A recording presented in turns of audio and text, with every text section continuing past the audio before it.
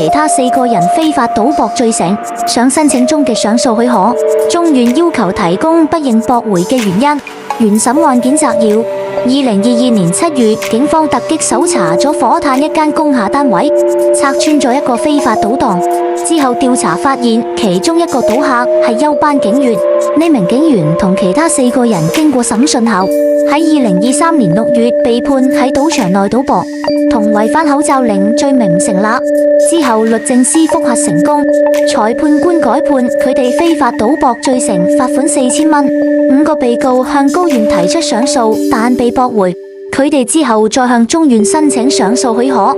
中原最新嘅網頁顯示，中原嘅司法常務官表示，案件冇合理可以爭辯嘅地方，要求申請方喺7月4號之前提交不應駁回申請嘅原因。原審覆核後改判罪成。案件中申請人鍾志恒37歲，報稱警員，同周寶剛、施福奇、馬俊傑、胡思維被控一項賭場內賭博罪，指佢哋喺2022年7月23號喺火炭世紀工業中心嘅一個單位內賭博，同埋違反口罩令。同一案件嘅被告吳碧西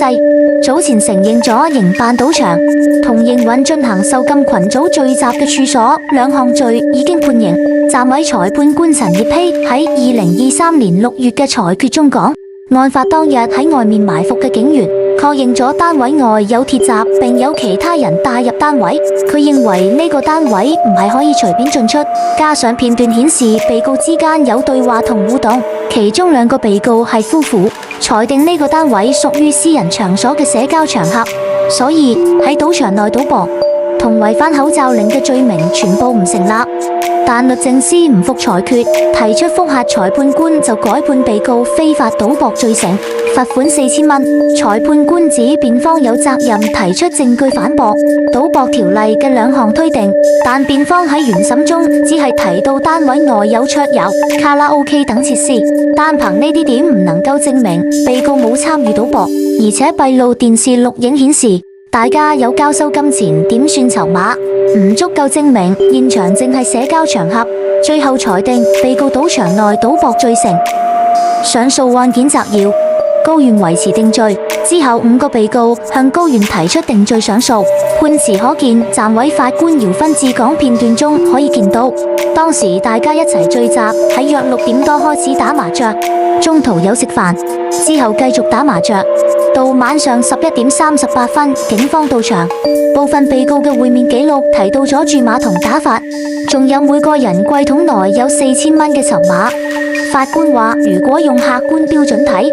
實在好難認同呢個聚會淨係為咗康樂或者社交而進行打麻雀呢類賭博活動，要推翻賭場內賭博嘅推定。上訴人要提出證據，但被告冇作供，最後裁定涉案唔係社交場合，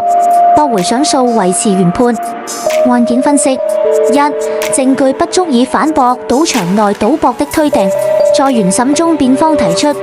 該單位內有桌遊、卡拉 OK 等設施，想借此證明該場所只係一個社交場合，並非賭場。然而裁判官認為，單憑這些設施無法充分證明被告並未參與賭博，尤其是在現場閉路電視錄像顯示，眾被告曾經交收金錢、點算籌碼，呢啲行為與賭博活動高度相關。因此裁判官認為該場所不單只是社交場合，而更像是一個賭博場所，從而作出改判。 2. 現場行為顯示有賭博行為，閉路電視錄像顯示被告之間有金錢交易和籌碼點算等行為，呢啲行為明顯與賭博活動相關聯。即使場所內有其他設施，呢啲賭博行為本身也足以證明該場所屬於賭場，違反了賭博條例的相關規定。 3. 不成立社交場合推定。初步判決中，裁判官認為該場所是私人場所中的社交場合，呢個推定令原來罪名未能成立。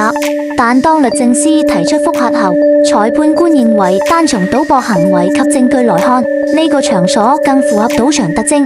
而唔係單純的社交場所，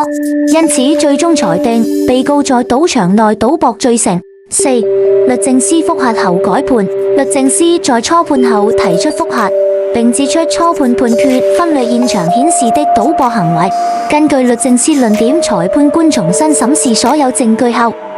認為原判對被告的定罪不足以成立，改為認定被告非法賭博罪成。簡單嚟講，被告被改判罪成，主要原因係裁判官認為現場證據顯示出賭博行為，而辯方未能充分證明該場所只係單純社交場合，因此最終判定被告違反賭博條例，構成非法賭博罪。